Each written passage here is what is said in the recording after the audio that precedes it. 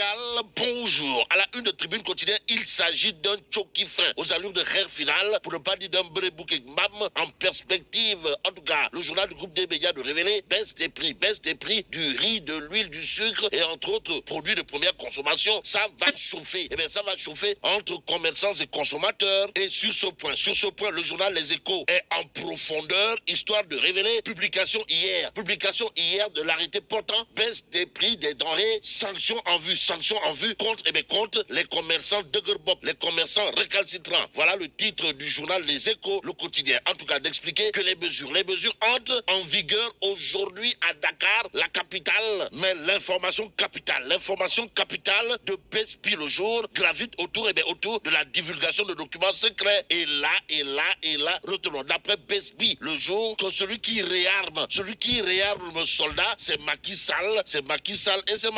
En tout cas, le président dresse le profil d'un bon soldat, indique clairement et nettement baisse le jour. D'où les propos de Sawai Nyangal National, repris par Bespi le jour, à savoir le soldat doit se méfier de l'exposition aux médias et des réseaux sociaux. Que dire d'autre? Autour justement de cette actualité relative à la fuite des documents estampillés secret défense, sinon ce que révèle Direct News ce matin à la une du quotidien piloté par Pape Diogoy Faye, où le lion de Guécor, on peut lire le colonel Wardini se lâche. De quoi s'agit-il, Wai? Eh bien, mon colonel, comprenez le colonel Wardini dans Direct News, d'expliquer avec science et conscience que les informations classées confidentielles ne doivent pas, alors là, pas du tout, paraître sur la place publique. Et ce que rend public le colonel Wardini dans Direct News porte sur un fait cousu de fil blanc. Comprenez, s'il y a une enquête et qu'on voit qu'il y a fuite dans l'armée, on sanctionne immédiatement. Et c'est dans l'immédiat que mon colonel, le colonel Wardini en l'occurrence, de soutenir avec la main sur le cœur dans Direct News, si un document se retrouve sur la place publique, c'est parce qu'il y a faille. Et qui parle de faille pense aux défaillants de la République. Et sur ce point, le colonel Wardini semble intransigeant contre ceux qui font fuiter des informations top secret, pour ne pas dire secret défense, semble indiquer Direct News ce matin. Ce matin, l'As quotidien de s'arrêter à la journée des forces armées. Pourquoi faire? Pour nous dire que Macky Sall déclare la guerre aux pilleurs des ressources naturelles. Naturellement, le Soleil quotidien, toujours sur la préservation des ressources naturelles, de révéler les forces armées à la pointe du combat. En tout cas, le combattant numéro 1 dans cette histoire, c'est Nyangal National Universel Mondial en personne, au regard de ce que souligne le Soleil quotidien ce matin. L'astre de Anne de renseigner lors de la célébration de la journée des forces armées hier, le chef de l'État, Macky Sall, leur a renouvelé sa confiance et les a encouragés à accentuer les actions sur le terrain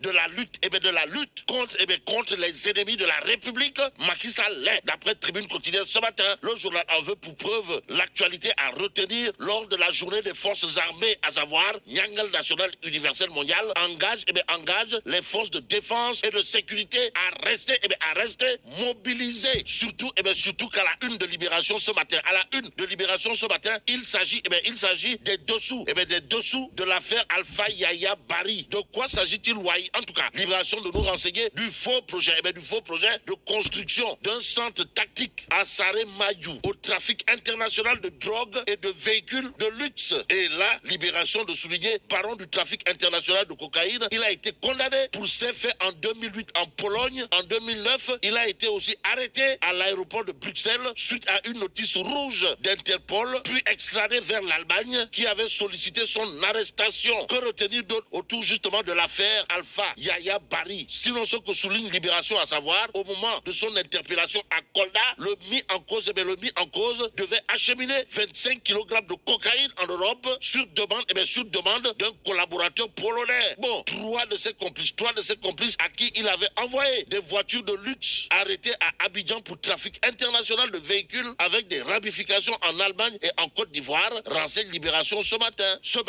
matin, source A, toujours au chapitre de l'enquête sur le projet de création d'une rébellion en Guinée par Alpha Yaya Bari, un présumé terroriste, de révéler sa garde à vue prolongée. En tout cas, les autorités de Conakry Conakry, qui prennent cette affaire très au sérieux, ont commencé elles aussi à mener leurs investigations. Renseigne Source A, le journal de noter, c'est dans ce cadre, c'est dans ce cadre qu'un militaire a été arrêté. Des jeunes qui devraient se charger des recrutements des membres de son camp d'entraînement ont subi le même sort. Ironie du sort, ironie du sort, l'observateur l'obs de révéler à 15 mois, à 15 mois de la présidentielle de 2024, Benno Bok Bakar, Astafourla, Benno Bok Yakar à contre-courant. De quoi s'agit-il, le flou sur le candidat de la coalition et la remobilisation au sein de l'APR, que retenir, sinon le diagnostic, le diagnostic alarmant des experts en communication politicienne, quand tu nous tiens. En tout cas, Wolf Quotidien, pour sa part de titrer, déballage, propagande, manipulation, le double visage, le double visage des politiques, pour ne pas dire le double visage des politiciens. Bon, loin des Ulbeti et de pour ne pas dire des Wahwahet, aux allures de Wahkessin, pire du Simbalamb des politiciens professionnels, Ali Ountine, droit de l'homiste chevronné de son état, semble l'être. En tout cas, à la une de l'info, il s'agit de Ali Ountine, président d'Africa Jom Center, qui dit à haute et intelligible voix, je ne parlerai plus. Alors là, plus du tout de troisième mandat. Détoile Ali Ountine. Waouh.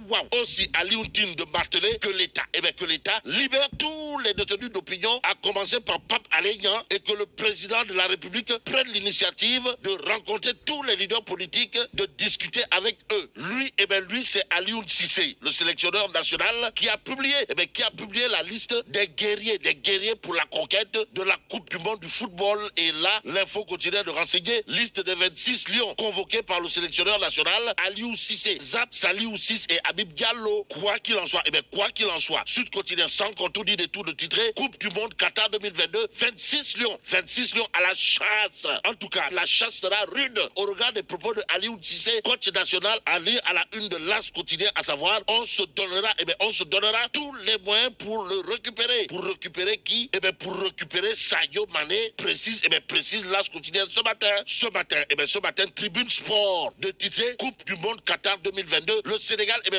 tente le pari Mané malgré sa blessure. D'où notre intérêt de prendre Stade quotidien. À la une du quotidien Stade, il est écrit, Aliou Cissé alias El Tactico justifie ses choix. Et même s'il est dit choisir ou ne pas choisir, c'est choisir. Record de révéler mondial 2022, liste des lions, Sadio et Famara in, 6 et Habib out. Et sur ce point, Vox Populi s'arrête sur le ministre des Sports, comprenez Yankob Diatara, qui rassure sur le cas Sadio, en quoi faisant, en soutenant, nous sommes confiants qu'il retrouve ses coéquipiers pour participer à la Coupe du Monde. Que retenir d'autres des propos de monsieur le ministre des Sports, sinon ceux soulignés dans Vox Populi, à savoir les chances du Sénégal. Les chances du Sénégal pour gagner la Coupe du Monde sont réelles. En réalité des réalités, avec Tribune quotidienne pour terminer. Le journal, en tout cas, de titrer bon de la facture mondiale des importations, l'alerte de la FAO. Et là, mais là, tu dong de Tché Allah. Founi Djabati. Bon, vive le Sénégal.